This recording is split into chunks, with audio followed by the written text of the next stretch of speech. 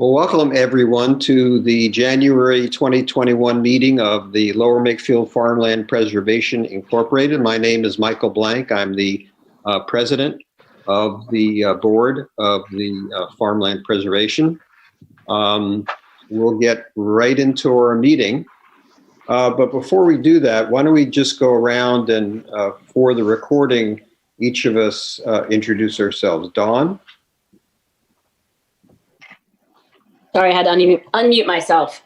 I'm Dawn Bach. I have been a resident of Bucks County, Lower Makefield, Yardley for 22 years. I have 3 children, 2 just recently graduated college. The other one graduated college a couple of years ago. So I'm also a realtor, so that kind of gives me a little bit of interest in what this committee is all about. Very good. Thank you, Dawn. Mm-hmm. Dennis.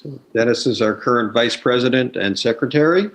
Kenneth Stephan, resident for 37 years and been on the board here going on 2 years.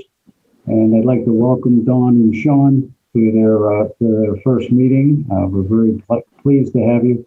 And also, I want to say hi to James. We haven't met, but I'm looking forward to your open support. Thank you. Nice to meet you, Dennis. And we'll turn it to you, James. You're next on the list. Sure. I'm James McCartney. I am the Board of Supervisor Liaison for 2021, and I'm looking forward to working with you guys. I think Sean and Dawn, you guys are both new this year because I think you just recently interviewed. So looking forward to hearing what you guys have to say about the farmland preservation in Lower Make. Okay. And to you, Sean. All right, good evening. Sean Carney, as James mentioned, new member to the board. This is my first official meeting in attendance. Been a resident here of Lower Makefield Township since 2006. I currently live, neighbor one of the properties, the Leadham's Farm, and I'm looking forward to joining the board and seeing how and where I can contribute. Great, thank you. And Dan. Dan Bankowski, been on the board for around 7 years, and currently the treasurer on our board too. Thanks, Dan. And just to round things out, I've been president. I've been on the board since 2010, and I've been a resident of the township, living in the Yardley Hunt subdivision for 32 years.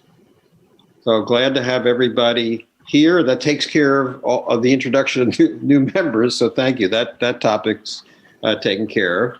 So we'll go back up to the first topic that we have: approval of minutes from November. So I'll entertain a motion for approval of those minutes.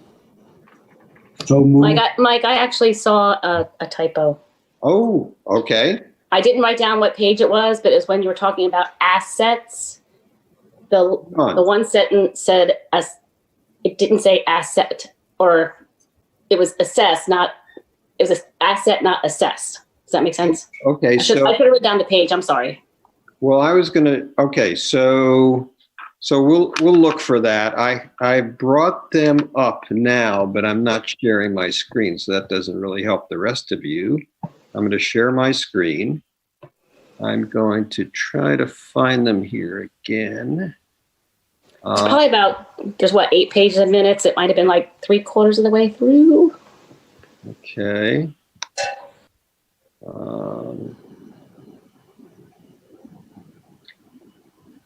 Yeah, unsuccessful attempt here.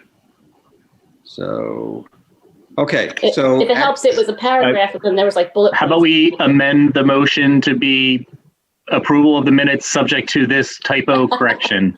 Yes. And move on. Very good. Yeah. So the typo is access to assess. Or the other word? ASSES, and there was one, it was spelled ASSET. ASSET.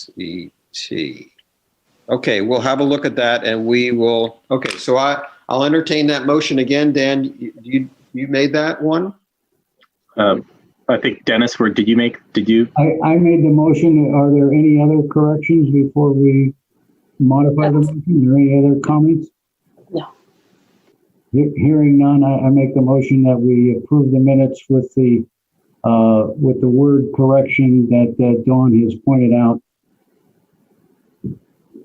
Second? Second. Second, all in favor? Show of Aye. hands. Aye. There's so Aye. approved with that change. Okay, so now we have a election of officers. So the first office is for president. I'd like to nominate Mike Blank. I'll second that. I can't, of course, vote in this one. So all in favor? Discussion. Aye. Aye. Okay, so that's Mike for that. Vice president, I'll make a motion to nominate Dennis Stedman as vice president. I'll second it. Seconded. All in favor? Aye. So that's Dennis. Thank you. Treasurer. We have a motion Motion for to treasurer. make Dan.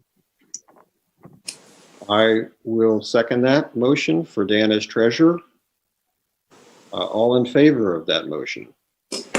All right. Okay, Dan. Now we come to the position of secretary. So we had a discussion before the meeting, the public meeting started. The secretary position is currently held by Dennis Stedman. Dennis, you said that you agreed. Yeah, I think it's, I ended up with both titles because there was only 3 of us and 4 titles. So I think to be fair to Sean and Dawn, I would support that the board is willing that I'll continue to carry on as secretary, and maybe on the, give it a couple months in March or something like that if we want to bring that item back and see who's interested in what might work best. I'd be willing to take that, I'd say on a temporary basis until we have a time to get our feet up underneath us. Fair enough. Fair enough. So I'll make a motion for Dennis to as secretary. And I'll second that. I'll second that motion. All in favor? Aye. Aye. All right, motion carries. And just so that Sean, Dawn, and James know that we do have in our bylaws that we're allowed to hold more than one position. So that works out from that perspective. Okay, so now we have a proposal from a homeowner in the township, Dr. Sven Strand, and he's in a waiting room. I'll ask either John or Kirk to bring him in now. And this is a proposal for beehives on one of our properties. And Mike, if I could Yes. maybe Yes, please. this topic, since it kind of I kind of supported or sponsored the idea. Yeah. We had on the Makefield Brook property. There's that property has a very large wooded area on 2 sides. Dr. Strand is a bordering neighbor on one of the wooded sides, and I'll let him introduce himself, of course. But when I was out at that site, because we had a tree fall that had to be removed, we started a conversation, and he is experienced with honeybees, and there's a lot of benefits that can come from honeybees. So he made the inquiry if it would be possible that consistent with agriculture and farmland preservation, we could perhaps expand from strictly corn and soybeans to maybe a couple of honeybee hives. So we've discussed this as a board for a couple months now, and we're open to the idea. We're not making any commitments. We haven't made any commitments, and I don't expect we'll make a commitment tonight. I think we'll discuss it and then take it under advisement. But Sven has agreed as a Lower Makefield neighbor to attend our meeting and to present his ideas and answer questions. So with that, Sven, if you want to take it away. I think you're muted, Sven. Sven's on mute. There you go. Okay, can you hear me now? Yes. Yes. Okay. Well, thank you for letting me speak tonight. I appreciate the opportunity. By way of background, well, I've been living in Lower Makefield since 1990 in the same house. We were one of the first to settle here. My background is I have a master's degree in entomology, a PhD in entomology also. I have 5 years, okay. Sorry, a little bit nervous here. Just relax. Please don't need, no need. Yeah, okay. By background, we moved to Lower Makefield. I had a position at American Cyanamid as their insectary supervisor, and it was my job to either grow or procure insects or arthropods for testing purposes. I was there for 5 years in insectary supervisor position. Then I moved on to the 7 years as a terrestrial ecotoxicologist, which meant that we were testing our compounds on insects and arthropods in general for the European registration markets. As part of that, I maintained 3 beehives, and we generated honeybees for testing purposes. When that closed in 2002, I transitioned over to become a teacher at the West Windsor Plains Bureau, teaching elementary school and then science at the middle school. And I used insects quite a bit whenever I could for teaching purposes. Currently, I actually have, with another person, we maintain 8 hives over in New Jersey. But because my backyard borders the woods, I thought it'd be kind of nice to have 2 honeybee hives in the woods themselves if possible. And the purpose of these hives would be to produce comb honey because it's a lot easier to process. In the Jersey hives that we have, we typically get just crude honey. We also get wax for making candles, that sort of thing. These are all non-commercial purposes. This is more of a hobby. And it's also, I consider myself an ambassador for insects. Insects get a bad rap. And I think that people need more positive experiences with insects. So by producing honey and giving people honey or comb honey or wax candles, or just giving kids books about insects that they can use, giving them insect nets, we try to give a positive light to insects. And if you give somebody some honey, I think they're really much more excited about honeybees than they do if you just mention honeybees in general. Also for pollination purposes, I've noticed in my yard, each spring my cherry tree, it comes into blossom, but there are very few pollinators on there. And I don't know if it's because of a lack of pollinators in general. So I thought by having honeybee hives in the vicinity, they could come and actually do a little bit of pollination of that tree. So my request is to produce or to establish 2 beehives in the woods behind me for, as I said, collecting comb honey, which I would share with my neighbors and to give them more positive experiences with honey and honeybees. Any questions right now? Yeah, any questions for Dr. Stern? Well, I can say as a recipient of some of Sven's honey, it goes a long way to winning over. Really good. We all know how healthy eating local honey can be. So I'm just wanted to add that thought. Awesome. I'm a proponent for saving the honeybees because we know that they're so important to our environment. So anything that we can possibly do to make that happen, that would be awesome. Also, by giving people comb honey, it's one thing that they see normally liquid honey in a container, but comb honey is actual honey in the honeycomb itself. And you can either take that and spread it out over say toast and eat it that way. It's quite popular in actually outside of the United States. A lot of people here don't know what to do with it. The reason I would do comb honey also in the space behind my home is I could just take out 1 or 2 frames as they get filled up and bring them to my yard and simply put it in a comb honey cutter, which is kind of like a cookie cutter in a tray, and you just stamp it out. And I think I have a picture of that if you want to see it, if I can figure out how to do it. Well, Sven, before you get to that, I have a couple questions. One is, why couldn't you put the hives in your backyard near let's say near our fence? I could do that, but I have neighbors. And the thing about honeybees is that people often think that everyone's going to get stung. So from a public perception standpoint, having them further away, perhaps out of sight, the bees could actually come here. But if people didn't see the hives, they might be more relaxed with it.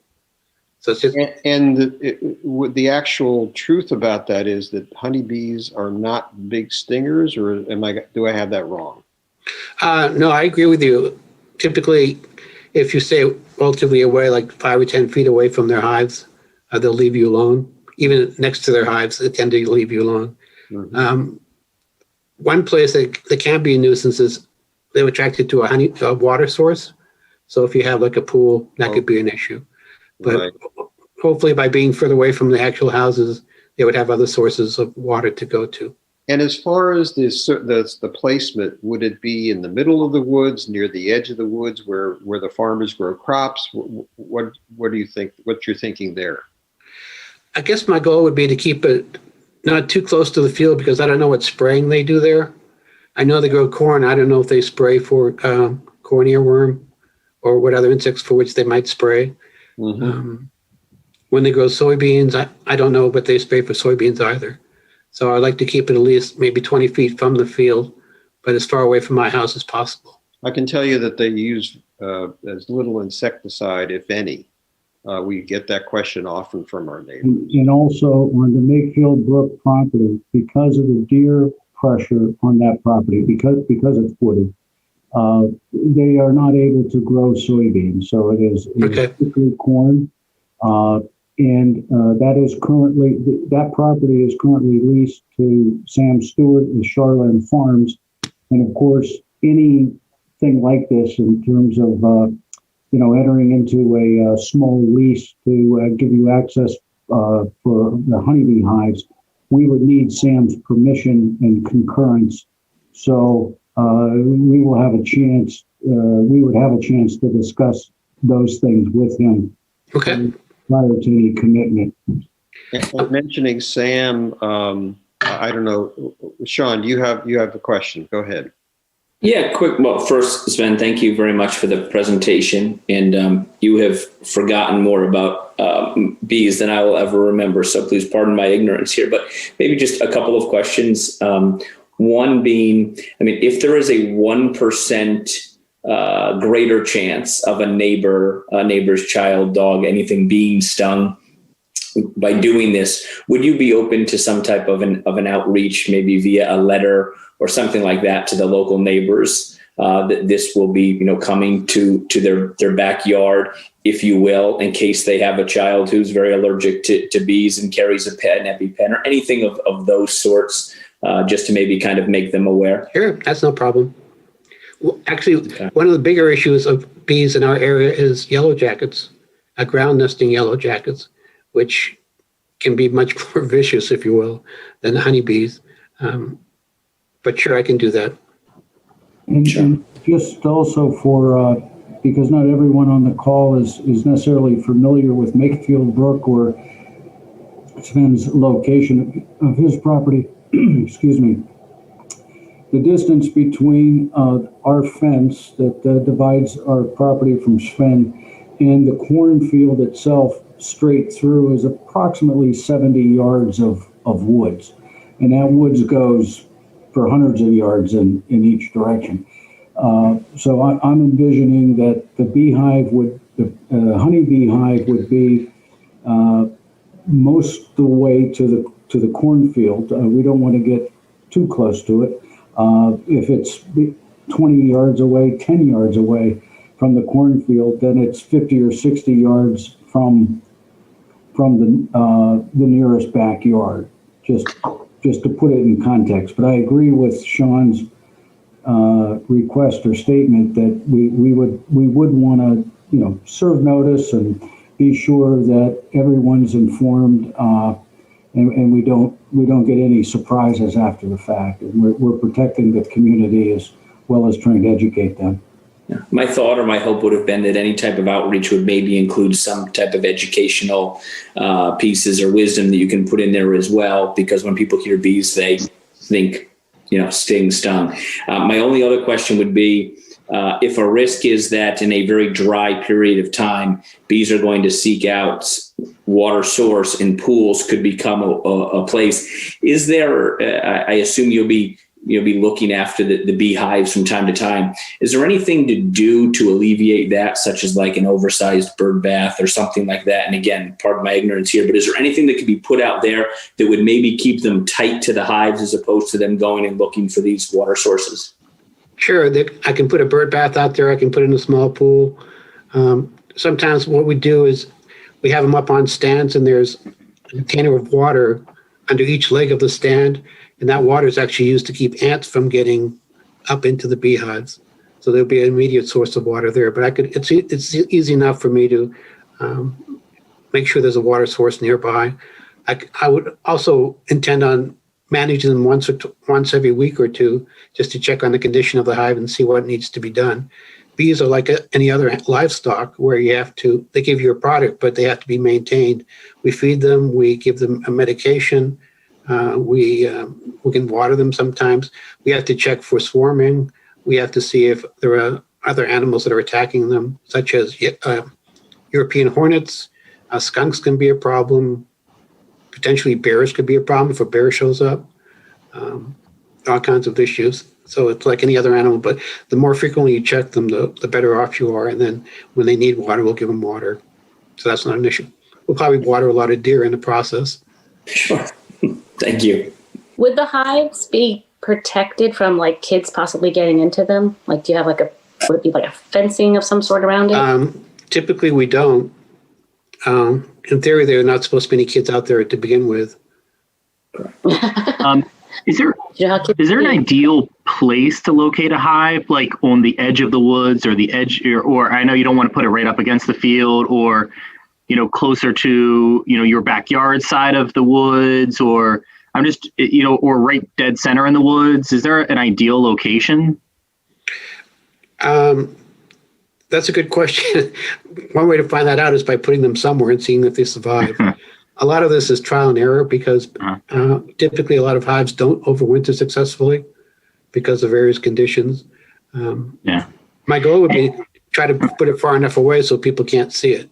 Yeah, and I was gonna suggest the same thing about, I think a letter to the immediate neighbors is a good idea, and maybe there shouldn't be people walking through those woods that don't have permission, but of course that's no guarantee, and so maybe a sign nearby the hive as well that just has contact information, or do not disturb and contact information or something like that too. Sure, we can post that. Whatever you want, we can put up there. That's not an issue.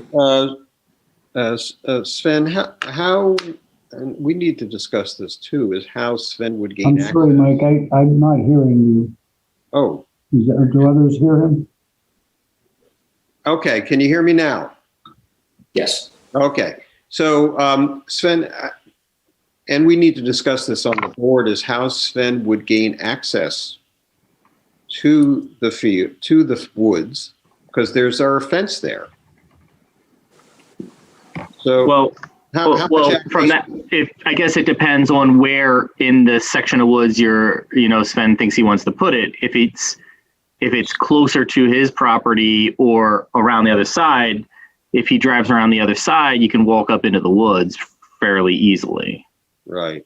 Yeah, it's hard to access that area if it's behind Sven's house. From any other place. I think from his backyard would make the most sense to me, at least.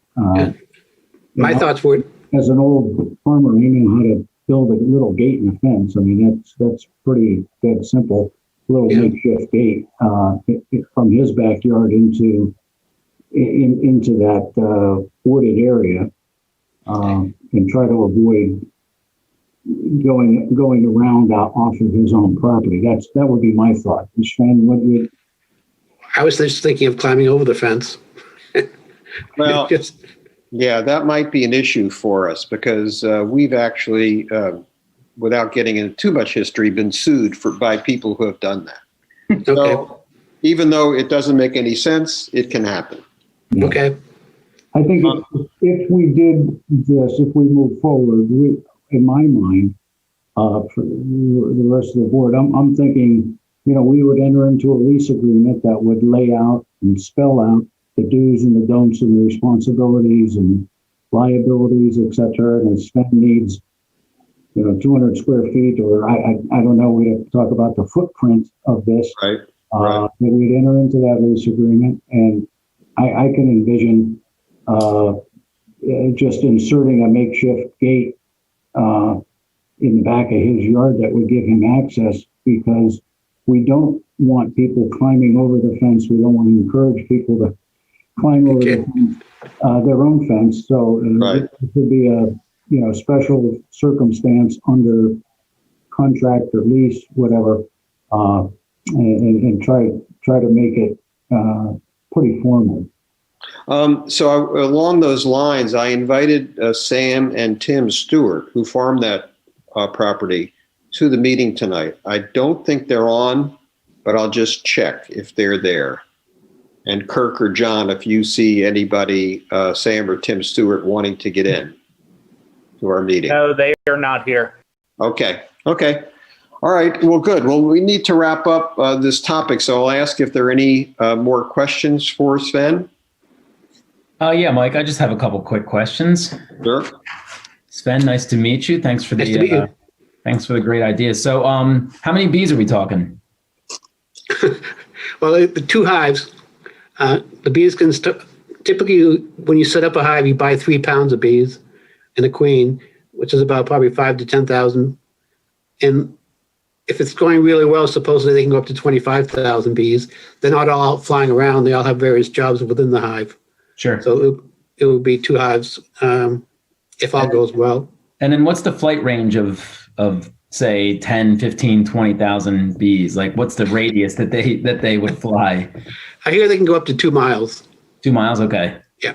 And there's plenty of vegetation and flowers. And again, Sean, I'm probably one step right below you as far as bee knowledge. So my bee knowledge is the Bee Movie. That's about it.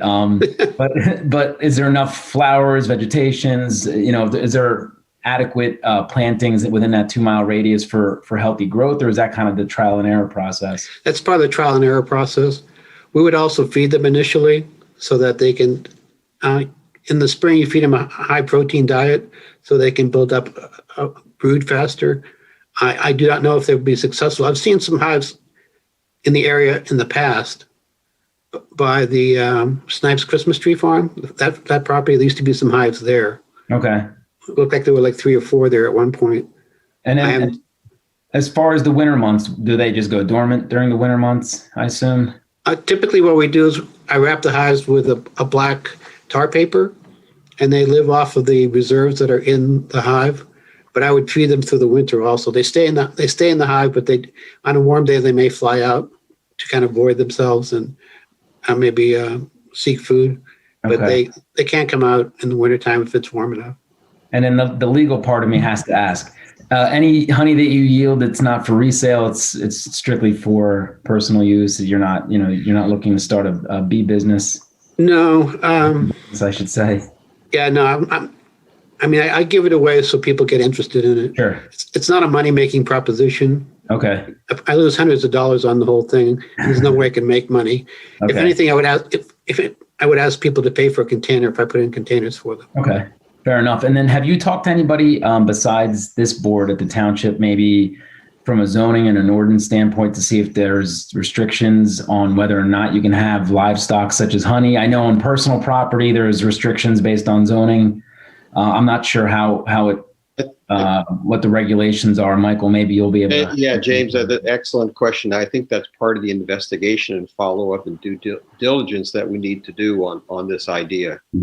but that's a great point. Okay. And I just sent a quick message to Jim Majewski, who's the zoning officer for the township, just to ask him, hey, is there any specific ordinance? Because I didn't remember. I was on zoning for 7 years. I don't remember.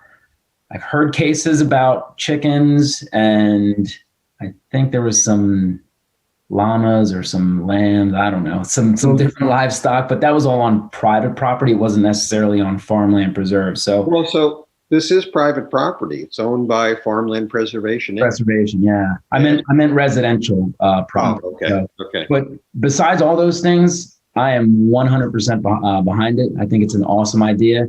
As long as it, falls within what the township needs from a regulation standpoint, I support it fully, and I hope you flourish and you get it to 25,000. I think that bees are a huge part of our ecosystem, and the fact that you're willing to put your time in to try to grow that part of the ecosystem is awesome. So thank you so much. Sure. And I'd be happy to do, presentations on it if people want to see what we're doing.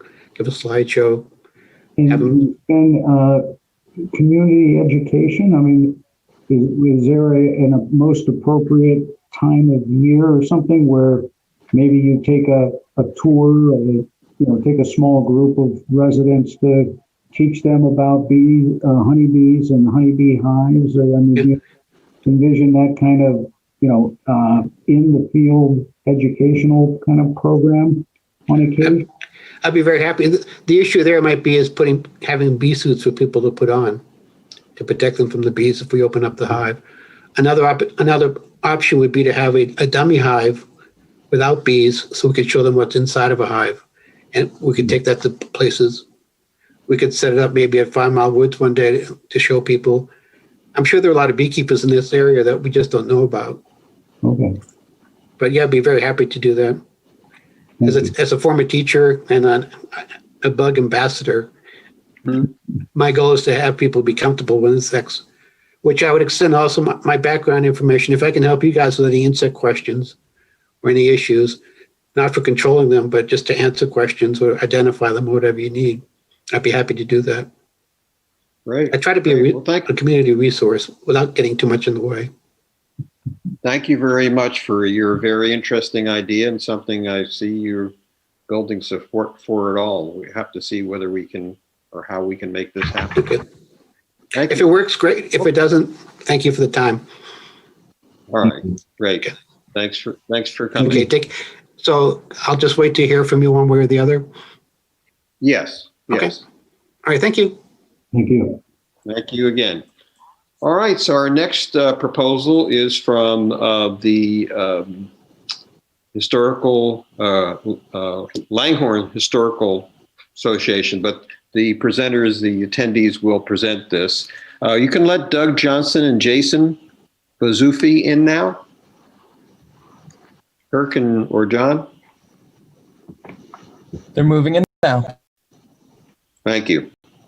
Hello, I'm Jason. I'm not sure if you can hear me. Okay, yes, we can hear you, Jason. Welcome. I'm Michael Blank. Michael.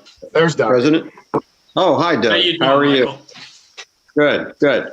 Well, why don't you guys, the board's all present here. Why don't you dive right into your proposal? Jason? Sure.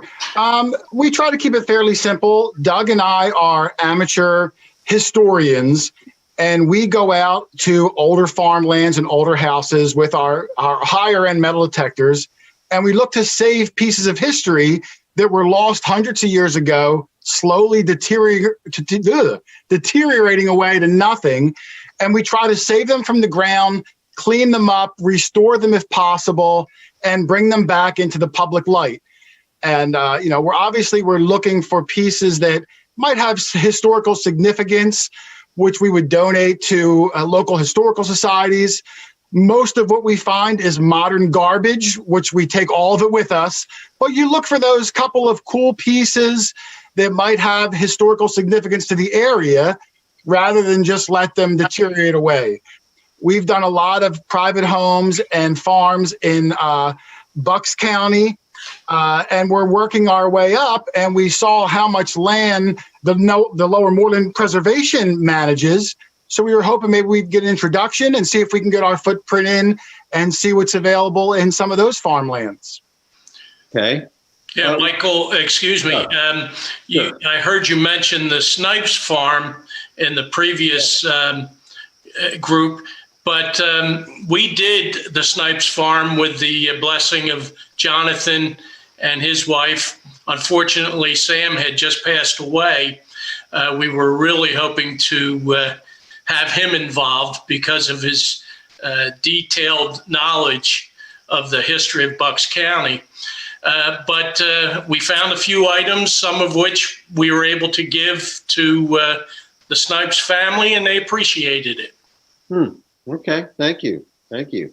Yeah, typically we can only get in the winter months because there's usually things planted throughout the spring, summer, fall. So our window of detecting farmlands is very small.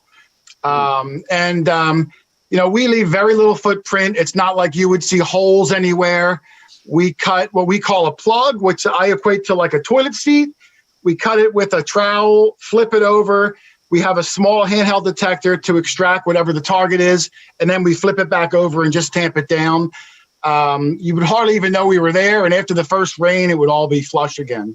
So some people do have concerns that they think it's going to look like a landmine when we're done, but we're very clean, very neat. We do a lot of private homes where they live there and there's grass, and you would never even know we were there. Would you please, either of you, just mention the name of the organization you represent for us? Well, we don't really have an organization. We are just two individuals that normally we would go right up to a farmer's door and knock on the door. But because you were a conglomerate that manages the land, when Doug reached out to Michael, he said, well, you might want to present to the board to try to get access or permission. And we're very stringent on getting permission wherever we go. And that's why we came in, introduce ourselves, explain what we do. A lot of people, when they hear metal detecting, they think the guy at the beach that looks for gold rings, which is perfectly fine. But Doug and we like the more historical aspect of it. Just like your bee, gentlemen, it's not a hobby of financial reward. It's a hobby of the intrinsic love of trying to save these old History. people. And what happens on the odd chance you do find something valuable? Someone dropped their diamond engagement. Yeah, it's very, very rare. If we find something valuable, like for instance, when we do a private home, we say, look, anything valuable, you can have it. We don't really care. We try to save it in the point of at least to put it in a display case or something. If they want it, I say, well, would you mind if I just take some photos of it? Because, I mean, if you saw my house, how much stuff do I need? I've got years and years of, relics and artifacts. But, if there was a financial windfall, we would donate it right to the preservation. But I don't want you to think that there's a treasure chest full of pirate doubloons in there.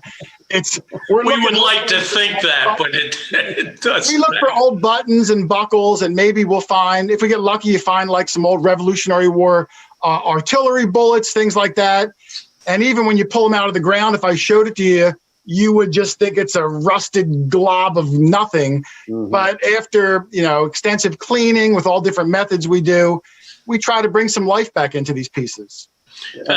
Mike, I happen to be a member of the Historic Langhorne Association. I see. And the colleagues that we usually work with have an affiliation with a number of different historic associations. So it's not that we are an organized group. We're just members of other. That's how we come into contact with so many different individuals, because it's like a network. We all kind of work together, and we enjoy having the opportunity to work with people of other groups. So. Right. Well, I'll thank you, and I'll turn it over to other board members in case you have questions. Sure. Thank you.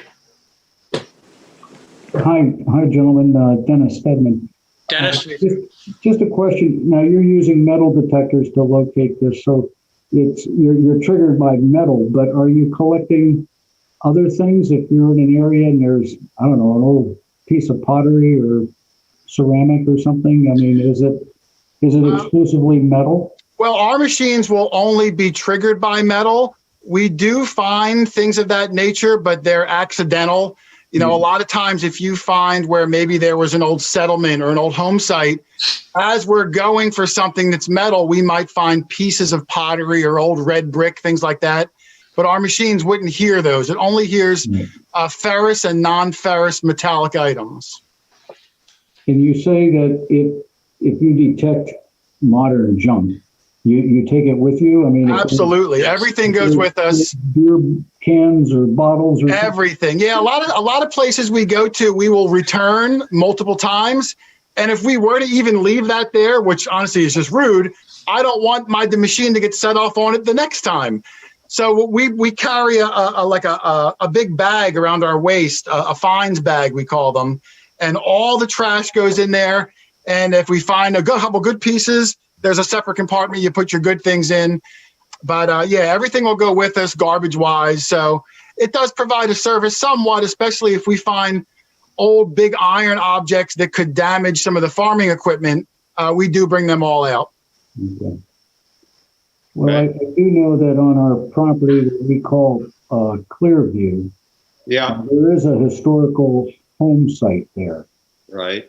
There's nothing remaining of that home, but there was the old Black farm. Right. Some of the old historians of the township refer to it as the Black farm, and apparently they had a home there that, and I don't know how long it had been there or anything else about it, but of all of our properties, that comes to my mind as maybe the richest source for these kinds of finds, because some of the more open modern fields, I think would be longer shots, but obviously you know what you're doing.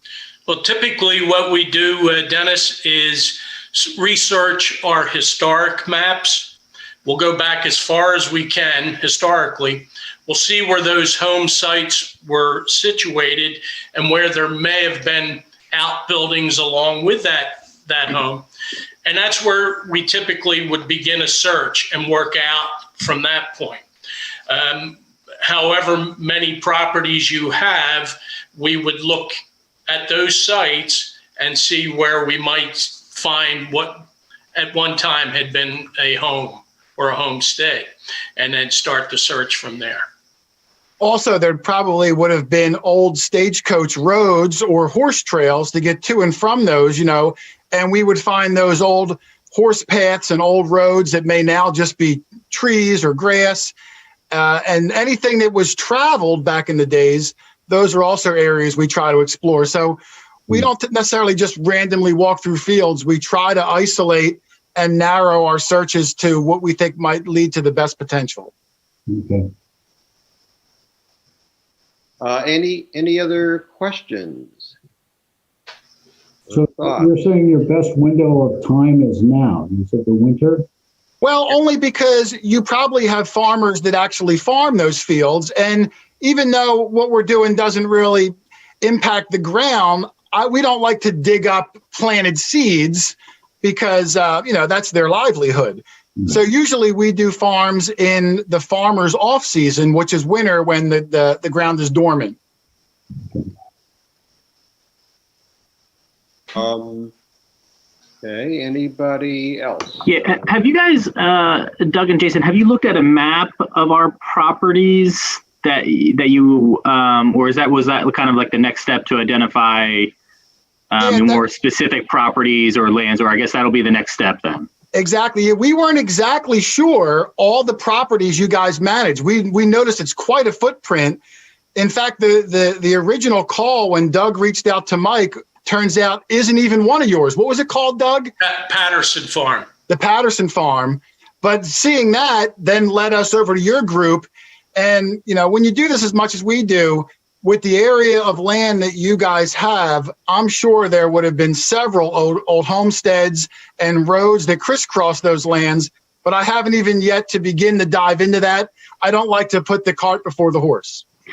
And some of those old homesteads, I think with the exception of the property Dennis was talking about, are not on our property because they were carved out and are still maintained as separate, residences. Yeah. And then we have the land. So Yeah. But still, I hear what you're saying around other properties, historical properties, other trails, all that kind of stuff too. Right. Yeah. And then the other comment is, similar to what we were talking about in the last conversation too. It's certainly something that we'll need to talk with the farmers that lease the land to. Sure. To coordinate, and they would have to give their blessing too. Yeah, that's fine. Yeah, we have a lot of farmlands we do. If they wanted any references, I'm sure farmers are a tight group. Like I said, we've done the Snipes Farm, which is a big farm right around the corner.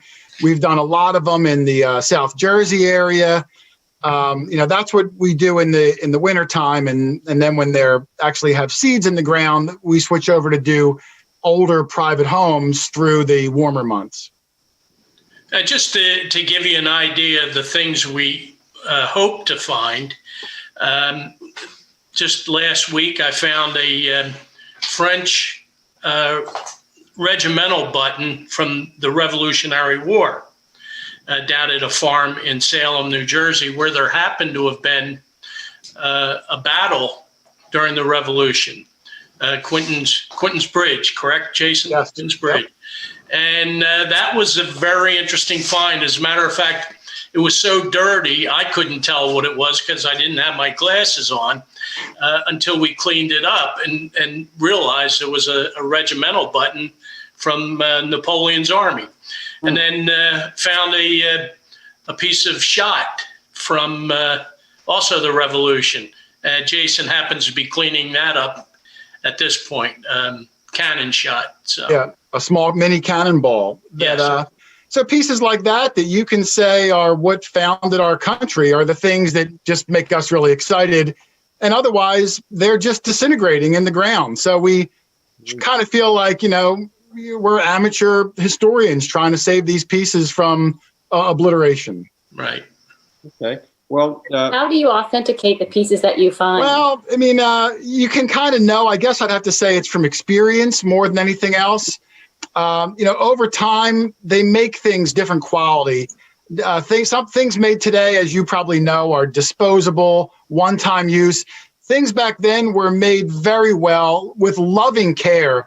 The smallest things would have been intricately designed. You can almost tell on site. They'll also have the right patina to it. So from the color alone, you can kind of get a general age. And then a lot of times it's a lot of research after the fact. We weren't like Doug's button, for instance. We knew it was an old button. We thought it was Rev War period. But after the fact, after you clean it up and you can really investigate it and see all the markings, well, then you research it and really pinpoint exactly what it was and how it probably got there to piece the whole story together. Right. Google comes in handy. Yes, it does. Google makes it much easier. Can't believe everything on the internet. No. Thank God for the internet. The years of going to the library are luckily behind us. Yeah. Okay, so we need to move along. If there are no other questions or comments. So. Mike, I just have one question for these gentlemen. Doug, nice to meet you. Nice to meet you, James. James, nice to meet you.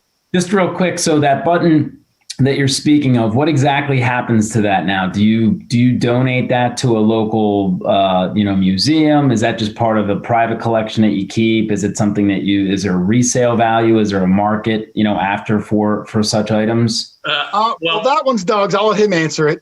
Personally, I don't sell anything. I'll either keep it for my own collection or I will donate it to the appropriate historic association. Surprisingly, not all historic groups are really that interested. I've donated a number of buttons and shoe buckles, things of that nature, to the Langhorne Historic Association, or Historic Langhorne, and they display it in the library. I write up a little blurb about it, and they're happy to display it. But a lot of places don't really care. But if they don't, then we keep it for our own collection. I'm proud of it. I've never seen anything Revolutionary War that the French had over here until then. So. Yeah, that's neat. I mean, if any point down the road, if the township decides that they're going to set some historic room up somewhere, whether it's at Patterson or at the Township building, that's something that you guys would be more than willing to set up in a case and Absolutely. If you don't share it, what's the fun? We're now, it's a tight knit group that we have friends wise and, online now with Facebook where we'll take good photos and share it amongst ourselves. But like Doug said, I think they get so many things in that they kind of say no. So they only want very specific pieces that you can tie specifically to that area, something more generic like Doug's button, or even the cannonball. If we can't show that it was, how exactly it got there, if we do donate, a lot of times they just say thank you and it sits in a box forever. Yeah. So it's tough. Some things you can't give away, even if you try. Well, I mean, it's obvious you guys have a passion for this, and I'm all for it. I think it's amazing that, there's people that are interested in that. I love history, and if you guys can find history within the township, I'm definitely all for it. We sure try. And James, I might make this invitation to you and the rest. We have extra equipment. Anytime you wanted to join us, you'd be certainly welcome. I've got detectors for everyone if you want to try it. I've got about 30 of them. Yeah. You're all welcome to join in. Just bring bags for your garbage. Yes. Yeah, I mean, if anything, it could be you can advocate for a farm cleanup in any case. Exactly. It does. You could always use my recycle bucket every week is full. Doug, Jason, thanks, gentlemen. Thank you very much for bringing this to our attention. Well, thanks for the invite. Yes, thank you. We'll give it due consideration and let you know. Thank you. I appreciate it. You guys have a good one. You all have a good night. Thank you. All right. Let's turn now to Dan and the treasurer's report.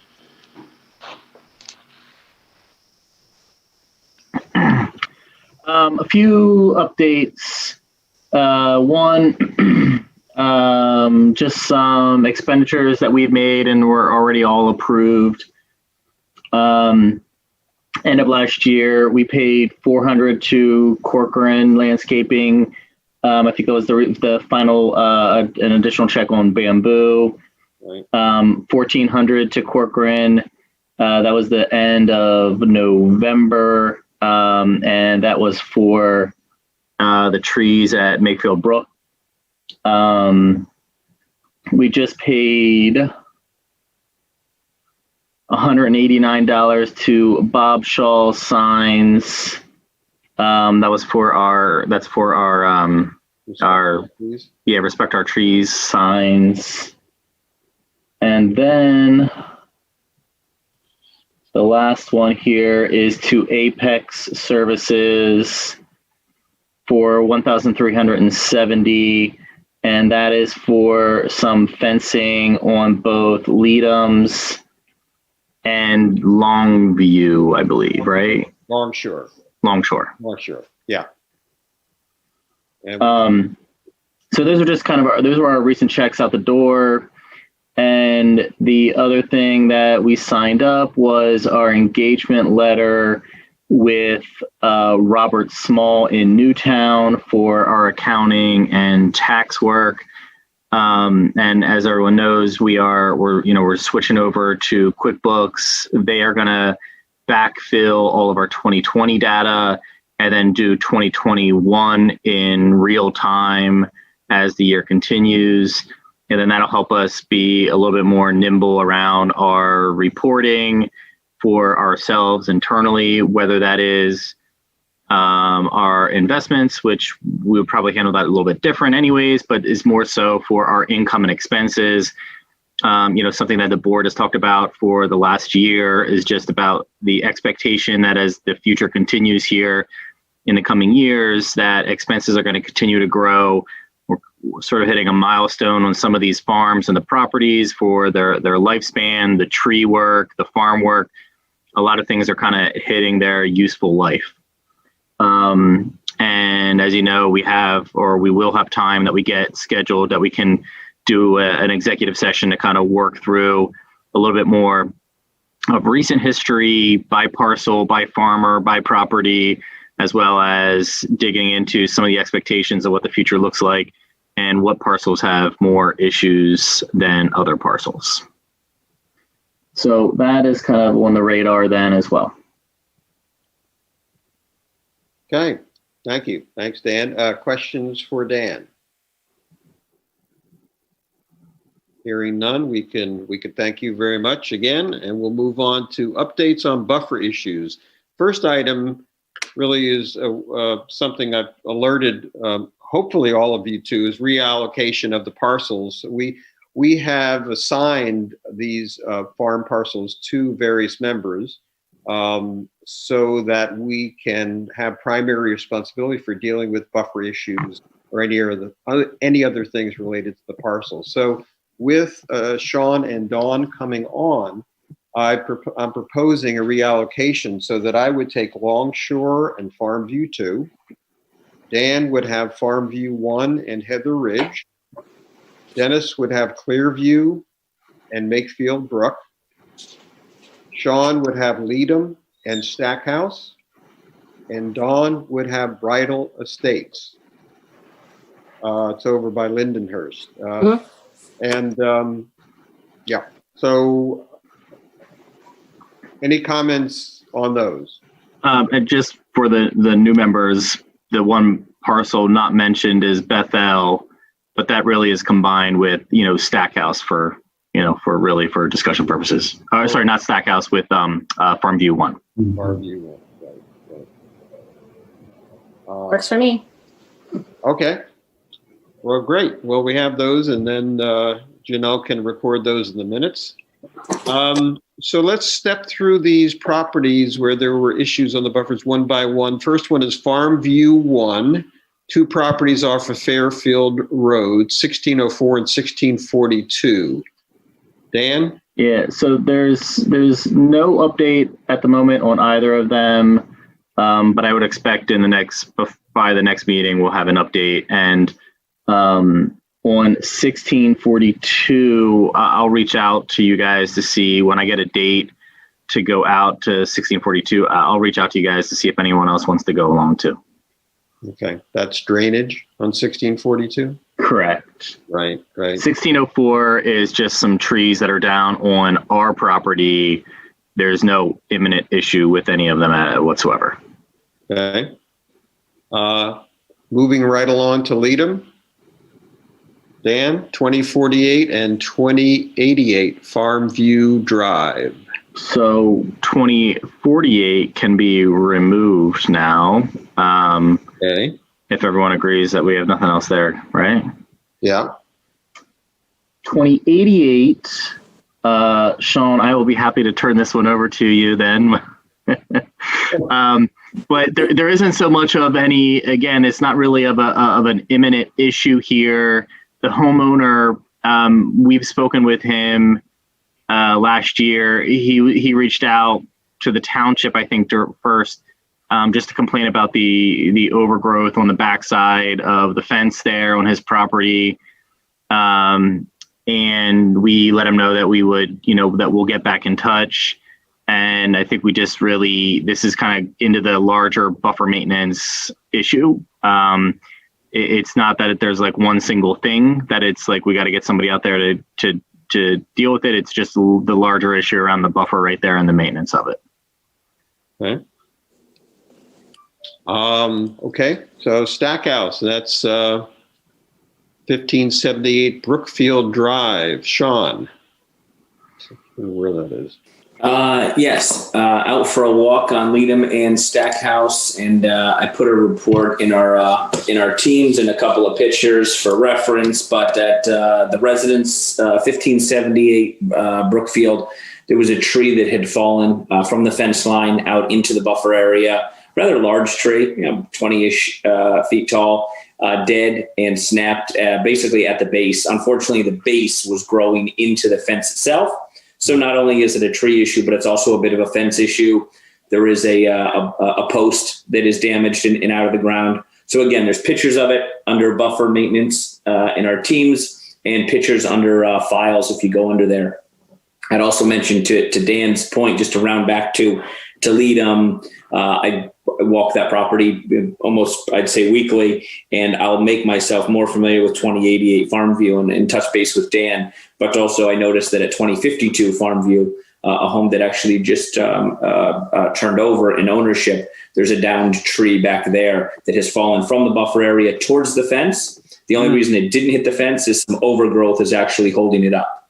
So perhaps as we work on that fence line, there's more than one thing to be done there. Thanks for bringing that to our attention. So what do you think, if anything, needs to be done? Does anything need to be done now back to Stackhouse at 1578 Brookfield? Yeah, so obviously, new to the process, I would assume that the homeowner has not reached out to us. If I'm incorrect, let me know. Is it something that we need to clean up? I would assume so. I mean, this is right on the fence line itself, and it has downed the fence. So obviously easier for deer or any other animals to jump that fence. So I'm happy to follow what the protocol is, whether it's contacting Corcoran Landscaping or Apex or any of those things, but would love some guidance on exactly how to handle. Haven't spoken to the homeowner. I spent enough time back there taking pictures. I figured somebody might pop out, but have yet to make contact with anyone. So if someone can kind of just give me the protocol, I'd be happy to follow up. We should probably talk about it. I mean, our protocol is usually the sequence of events is the neighbor calls and says there's a tree down from our field or a tree threatening to fall down in their property. We go out and take a look and see if there's tree work needing to be done and or fence work. Sounds like in this case, our fence is damaged and we may want to prevent further damage to the fence. So we may want to have it looked at. I mean, what are other people think? My advice would be to get Corcoran to go take a look at it. See what they say. Is it, Sean? I'm sorry? Whose tree is it? Is it our tree or the neighbor's tree? I believe it's our tree, Dennis. If you're on Teams, under that buffer maintenance team, click on files and you'll see two pictures. You tell me. I see your comment on Teams under buffer. Okay. Up at the top, do you see the word files? Yeah, I don't want to. Right next to posts, it should say files. Right after the word buffer maintenance in black bold. Yeah, it says chat on mine and then it says files. Oh, that's different. Dennis, you're in the Teams on the far left. You're in the Teams tab. Yep, and you're in buffer maintenance. SP all, and if I break that down, underneath that is general, bamboo, and buffer maintenance. Yep, you clicked on buffer maintenance. Yeah, and I see your text. Okay, up at the top of that screen, you should see a search bar, and directly underneath search bar, you should see buffer maintenance, posts, files. Gotcha. Click on files. Gotcha. And I stuck two pictures in there. Okay.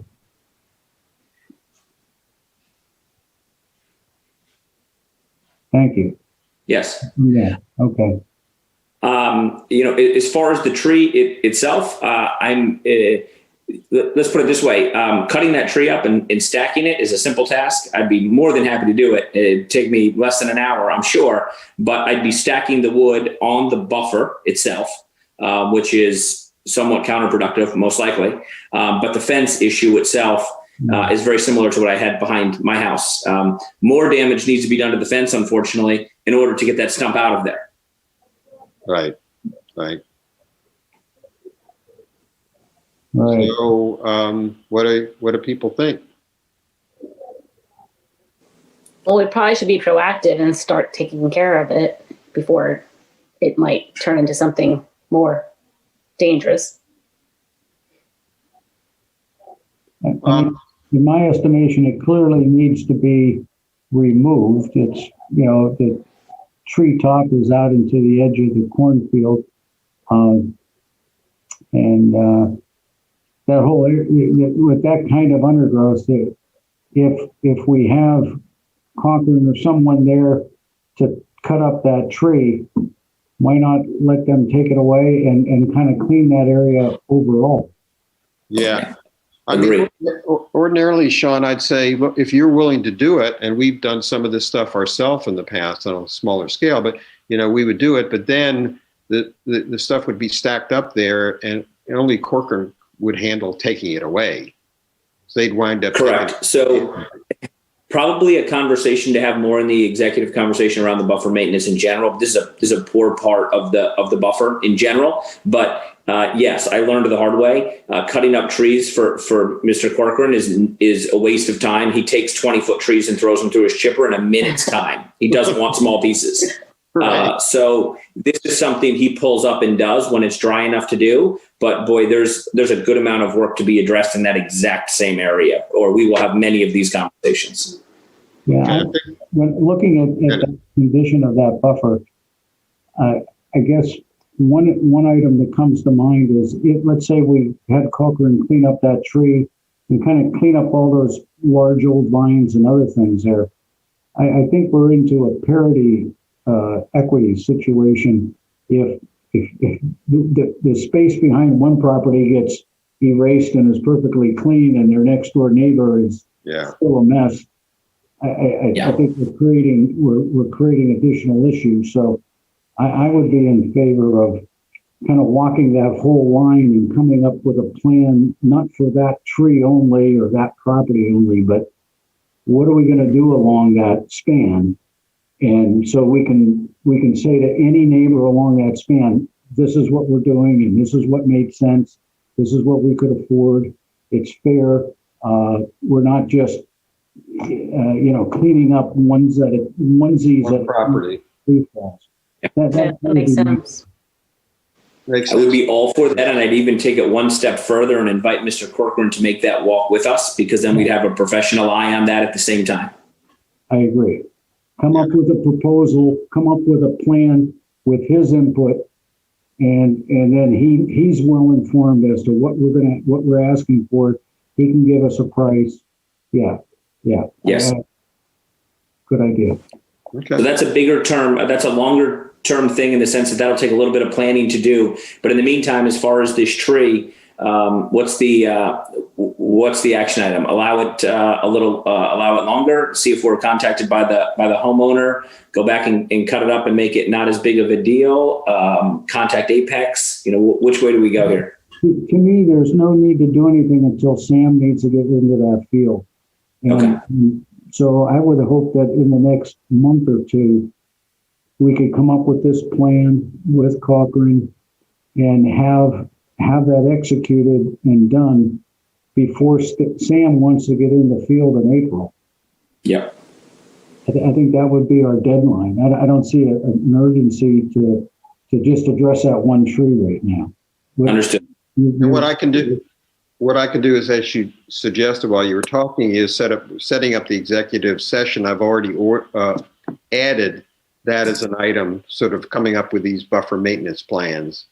And we can have that done at that time. And listen, if we can and let's work on a date where Sean and, one or two or all of us others, and Corcoran would be available to go out and walk that. Because I think feet on the ground is how we're going to make progress. Yeah, agreed. Okay. All right. Thanks, Sean, on that. On Longshore, 1524 Pownell, that was the chain link fence that was bent in over time. And as part of the work that Apex Fence did, they repaired that.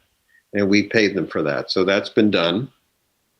Then we had a couple properties, Dennis, on Wheatsheaf Road. Dennis, 1435 and 1437.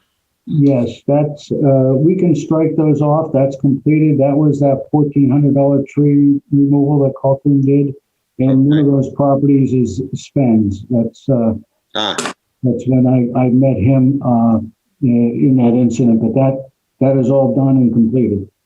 Thank you. Very good.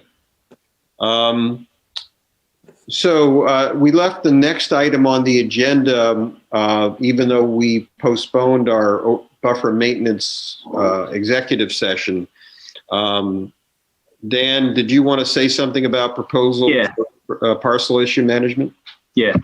A couple years ago, or let's say over the last 2 years, kind of two big topics that took up a lot of time was bamboo, and then also managing our investments. I mean, our non-property investments, our cash. And, both of those have sort of trailed off, and we kind of really got into, I think our goal last year was to stop talking about bamboo and to have this on like autopilot to some degree, with what our protocol and procedures were around it. And I think the year of 2021 is going to be the year of buffer maintenance. And so I guess I just wanted to kind of give you some of my thoughts of how we can talk about some of this at our executive session to see if you guys are any other thoughts that come to mind.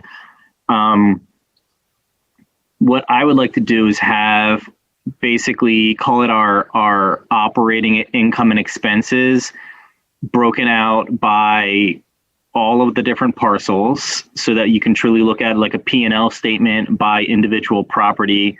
And then we can also group them or subtotal them in different ways by farmer being one of those, and then obviously in total. And then what we'll have is also where we have spent money for what purpose over the last few years.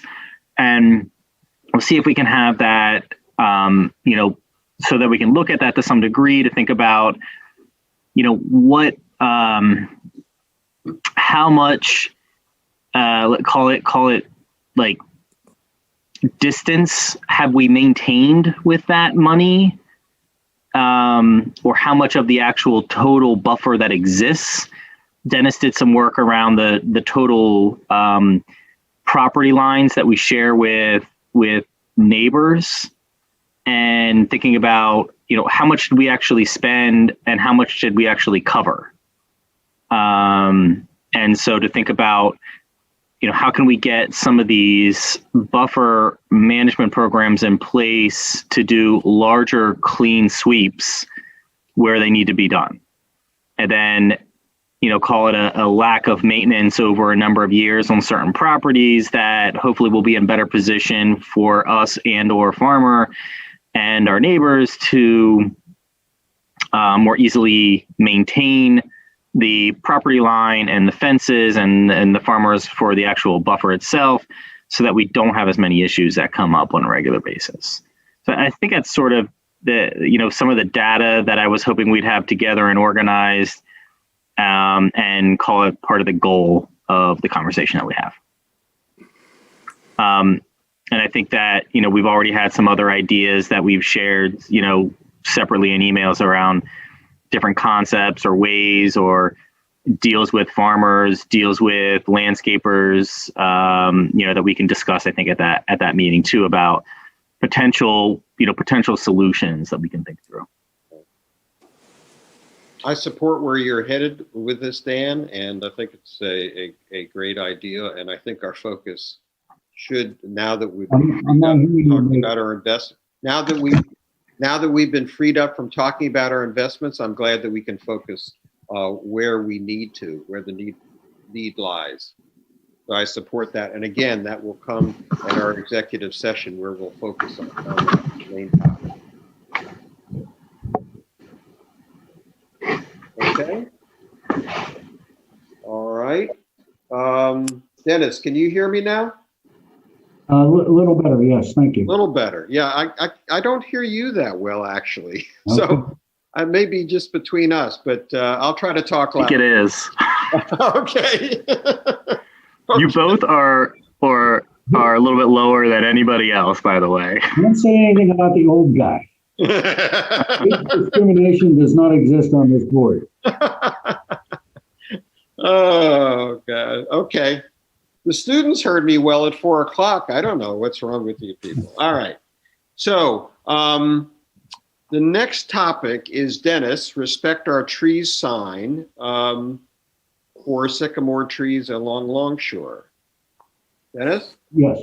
The signs are made. Bob Shaw Signs did an excellent job. They were very easy to work with. A great vendor for sure. very responsive. They're made. They're in my garage. I've emailed just in the last 2 days with the township maintenance crew, and I will be meeting them out on the property. We're going to pick a day probably within the next week where I'll meet them there, and they will install the signs, and I'll help them choose the exact locations that, because I know we've talked about that as a board for along the sidewalk there of Woodside and Roads and Darlington Road. So we'll install 3 signs. And Dennis, you put in on Teams, you put a little picture of it. Sure. I'll do that. Yeah. But they're nice looking signs. So that's great. Yeah.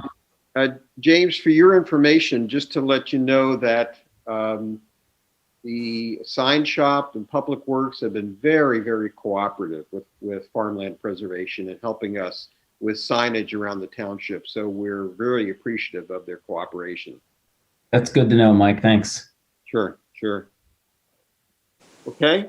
Something that I have up on my screen now to the next topic, and I'm going to share my screen. See if I can bring up the right document. Yeah, here it is. Share. Showing it in, see if we can just accept all the changes.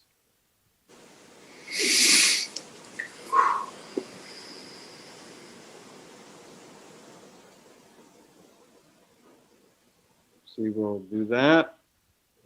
Letter process. So this letter is the letter that's up for approval from the board. And I know that everybody's had a chance to look through it. I don't know if there's any last minute comments. It goes over a page and a half, basically introduces ourselves as the owners of the property that border the neighbor in question who's getting the letter. It has a paragraph on who we are, how people can find out more about us on the township website. Talks about stewardship of the land and gives credit to the farmers that farm our land. Talks about how much acreage we have, how many properties border this, and then comes up with, at the end, being good neighbors, we both should work on our side of the fence at making it a clean fence line and not wanting to have people trespass on our property just the same way we wouldn't trespass on theirs, and then giving contact information if they have any questions. And so thank you very much to Dennis for getting this letter going and shepherding this process. I think it's a great letter. I think it's much less legal. I couldn't believe the letter that when I reread it, the one we sent out, I guess it was in 2012, it was about 8 years ago, right? It was very legally, it was kind of scary to read, but this one is a very friendly letter, at the same time setting out the limiting what we expect from our neighbors and what they should expect from us. So I'll take any comments and then we'll take a vote on whether we should send this out.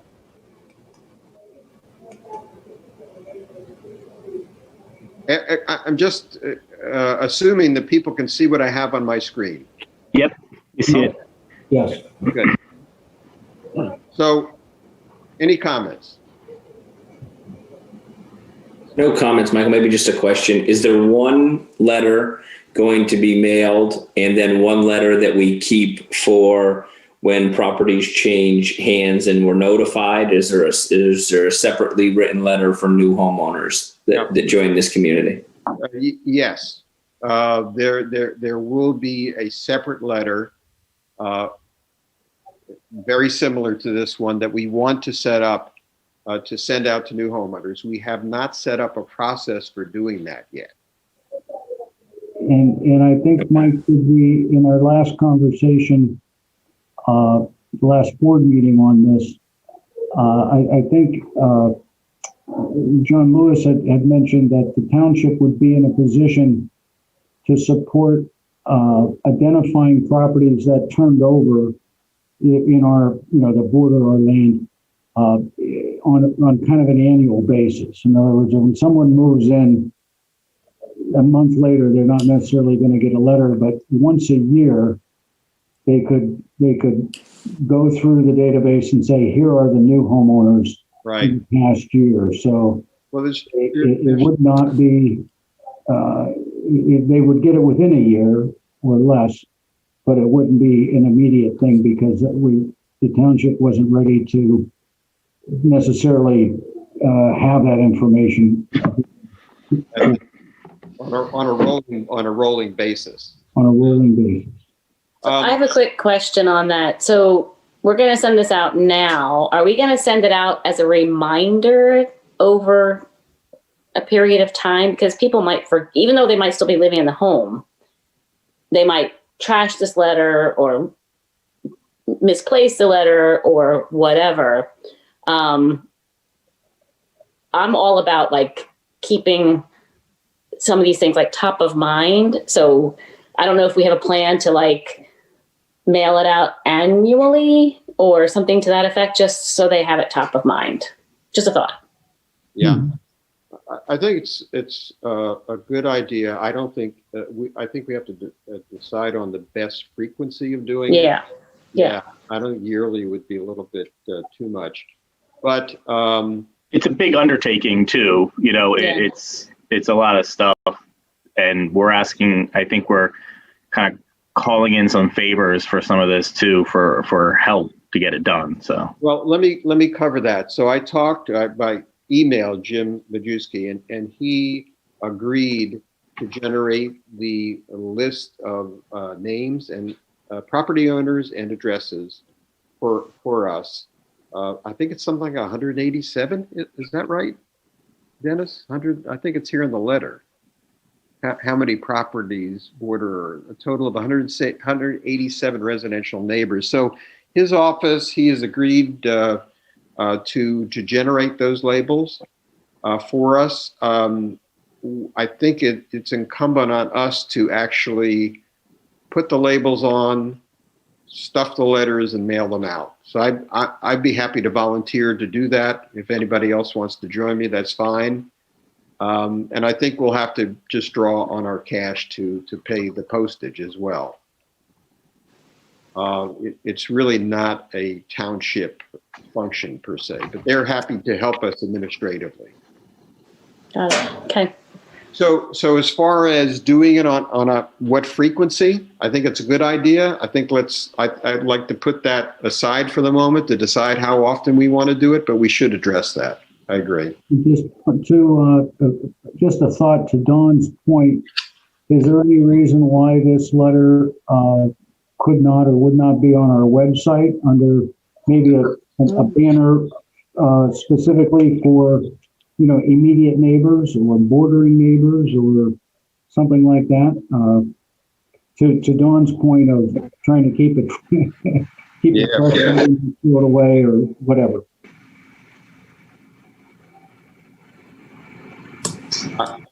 That's a great idea.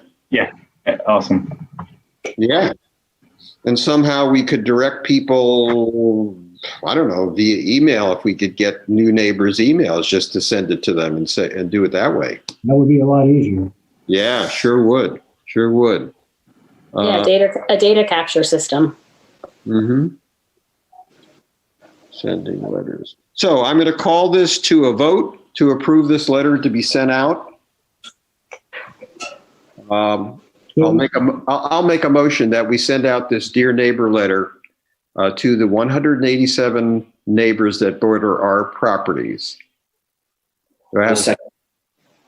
Dan seconded. All in favor? Aye. That motion carries. So we will do that. So I will ask Jim for labels. Yes, Jim for labels.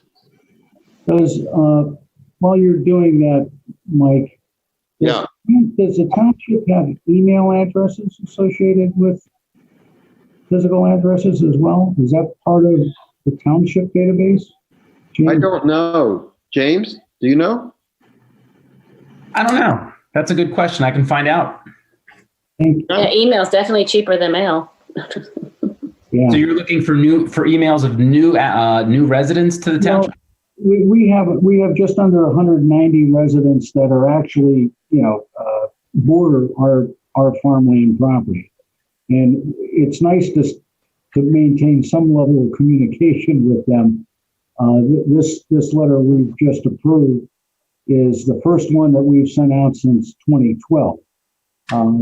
So we want to do something a little more frequent than that, but yet licking and stuffing envelopes is inconvenient. That's tedious work. Yeah. If you have and I just started browsing the letter, but if in the letter, did you mention anything about, in order to stay informed with up-to-date changes of the surrounding property, please submit an email to. Yeah, I think you got to request, or somebody needs to, we can put a request in there to add to a distribution list, but I don't think we can voluntarily add people to a distribution list. I'm saying as part of that. Just going to what Dennis said, with the way Dennis had phrased his initial comment, I don't think we should voluntarily add people if the township happens to have an email address. Yeah, no, nothing worse than getting email that you didn't want to begin with. Right. But almost making it sound of, you live next to a preserved farmland within the township in order to stay, kind of up to date with what's going on with that property. Since it's not like a neighbor that they can talk to, that, they can knock on the door and say, hey, what's going on with your property? It's kind of just almost like a newsletter or an update to those people saying, hey, this is what we're going, this is what happened at this meeting. Or, this is what we're looking at. There's somebody that's interested in doing bees at this property and you border that property, almost to Sean's point, to keep people up to date, especially if there's sensitivity around something like bees where people might have allergies or that sort of thing. So but that would be, I can ask if there's 190 residents that border those properties, do we have a distribution list? I'm going to probably say no. I know maybe that there's a real estate agent or two on this, on this group that can probably go into public record and pull a lot of those addresses if she has the time during her busy schedule, right? Yeah. Jim's already said he would do that. Oh, Jim's already pulling the addresses for you. Okay. Yeah, I did see that. I saw that email you sent it earlier. So he said he's going to assist you in getting you those addresses. You guys are basically just posting or stuffing the envelopes and getting the letters out. But I think what Dennis is looking for is for something a little bit more streamlined. Yeah. So is my sense is that the board would like me to add something, or Dennis to add something to the letter, requesting if people feel comfortable with it, giving us their email. Yeah, Can't hurt. Yeah, that doesn't hurt. Do we want to? Yeah. I'm for that idea, but we need to put ourselves in a position to capture emails and maintain the database in an organized fashion. Yeah. We have individual emails from bordering residents who've emailed us to say, hey, a tree has fallen. We've never gone to the effort of capturing those emails and trying to build a database. That to do that right is a significant effort. I'm not sure we want to create. It's a lot of work. Trust me, I work in a CRM all day long. It's a lot of work. It's a lot of work. Good point. It's not something that I would want to take on personally. So I take your point. Yeah. And so I just assume get the letter out and not request an email, but we should talk about how we would go about building such a database if we say that in the future that's what we want to have. Okay. All right, so I will leave it at the motion as approved, that the Dear Letter Neighbors goes out, and I will deal with the logistics.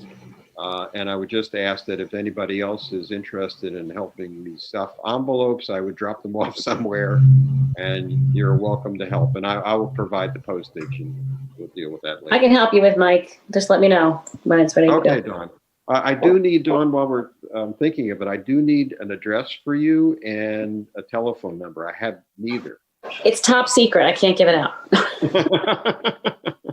Okay. I'll email it to you. All right. Thank you. Thank you.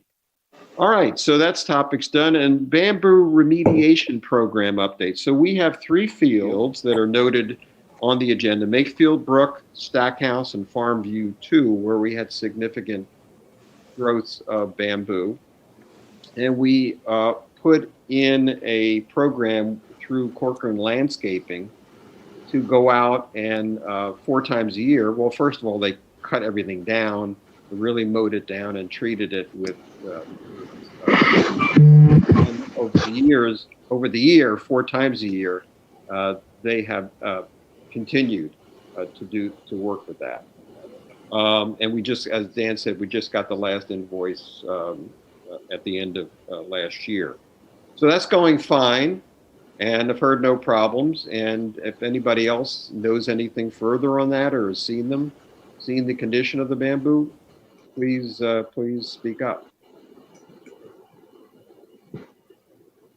Okay, good. Next issue is we've asked LMT, we've asked Jim Majewski about the Kaplan subdivision and whether the storm water drainage changes that are proposed for that subdivision would impact our soil conservation plan as laid out by Bucks County Conservation District of the Stackhouse Farm. We just wanted to cover all bases there. And Jim got back to me yesterday saying there were no issues. They had the township engineers review that, and so there's no impact on our plans that are going to be moving forward this year, actually. We're looking forward to having some significant dirt moved around the May timeframe or so, or earlier, and to help with the drainage issues on Stackhouse. And Sean, that if you have any questions about that and what's going on, be happy to update you on that. Great, thank you. Yeah. Mike, it just occurred to me, we've asked that the township look at whether that subdivision plan would impact our conservation plans, which have been out there. It just occurred to me, when that conservation plan is put into place and we bring in bulldozers and things on our field and recontour that field, I don't believe we'll be impacting them. But if I were them, I would have the same question of us. Mm-hmm. I'm wondering if it would pay for us to be proactive and write to, Mr. Kaplan, and just notify him that, come the spring, we're doing new contouring under the Bucks County Soil Conservation Service. Mm-hmm. Mm-hmm. I mean, he's trying to sell this lot. They're going to be building on this lot. I could picture, if he's not aware of that, he sees bulldozers coming into the field next door and gets upset. So yeah, maybe some proactive communications with him would pay. Like I say, I'm very confident that our plans will not, impact him or be detrimental in any way, but why not head that off at the pass? Yeah. I'm going to hand this off. This will be a good education moment for Sean to get to know Mr. Kaplan. He's a very nice gentleman. So I'm going to hand that off, and I will work with you, Sean, to lead you to where the conservation plans are. Okay. Stackhouse, what the planning is, what they plan to do there, and the timing. We've captured that in previous minutes. And then to just talk to Mr. Kaplan so he's aware of what we plan to do. Okay. I have all of his info then. Dan has been the main contact with him. in the past. Very cooperative gentleman. Okay, so I've got that down. Any other business that we have to take care of tonight? One item to comment on, the red tag program. Oh, yes. For those who are new to farmland preservation, Sean, James, and Dawn, we have last year, we participated in the Pennsylvania Game Commission red tag program in a spirit to try to reduce the deer population for our farmers because of the crop damage, and to cooperate with the efforts of the township to control deer population. The red tag program allows an individual farmer on an individual property to harvest antlerless deer outside of the normal hunting season. And there's particular rules and regulations about that. But the farmers themselves, our tenants, have tended not to want to go through the hassle of that because it's an administrative process. There's an application process. You have to manage the tags. You have to send a report to the Game Commission at the end of every month. You have to return any unused tags. It's a government bureaucratic inefficiency. So last year we agreed to manage that for the farmers. So I made applications for 3 or 4 properties. I forget right now to get the red tags. The tags they are actually have to be applied for by the farmer. We as the landowner can't make the application. So I'm just that small man behind the curtain trying to make everything happen. And I give the documents to the farmers to sign, and then I manage it all. Just to let you know, we're planning on doing that again this year. Typically, the red tag applications go in late January, early February for the following year. I was on the website, and for some reason, the Game Commission said the applications this year will not be ready until March. So when the applications are ready from the Game Commission, I'll print them off, fill them out, and get the farmers' signatures. But it's delayed this year for some reason. I don't know what. But just to inform the board, that's where we stand on the red tag applications, because I thought I'd be doing them by about now. Dennis, thanks for the explanation. If because of the delay you fall under more time constraints or stress, please reach out to me. I'm a hunter. I'd love to learn more about the red tag program. I actually see the guys hunting back here behind my home in the off season, so assume it's under red tag season. But if you need any help or assistance, please reach out. So that, just to clarify that, so any hunter would get permission to go on to that property once they have the red tags by the farmer? Is that how that works? I'm just trying to understand the whole. No, exactly. The way it's worked thus far, during normal hunting season, where red tags are not involved, the farmers give permission to certain hunters, their friends or workers or somebody that they give permission to someone they know. Last year we did this red tag. The farmers also gave permissions for the red tag on the 2 properties except for Leadham. For Leadham, I would talk to Sam Stewart. We gave permission to the BOMA group that the township uses to manage deer herds, and we had BOMA use the red tag on Leadham. It's my intention and plan to have the BOMA group use the red tags on all of our properties, because the hunters that were using them last year did not use a single red tag. We were struck out with the exception of the one property where we gave permission to BOMA, and in a month they harvested 3 deer. it was kind of late it was a last minute change.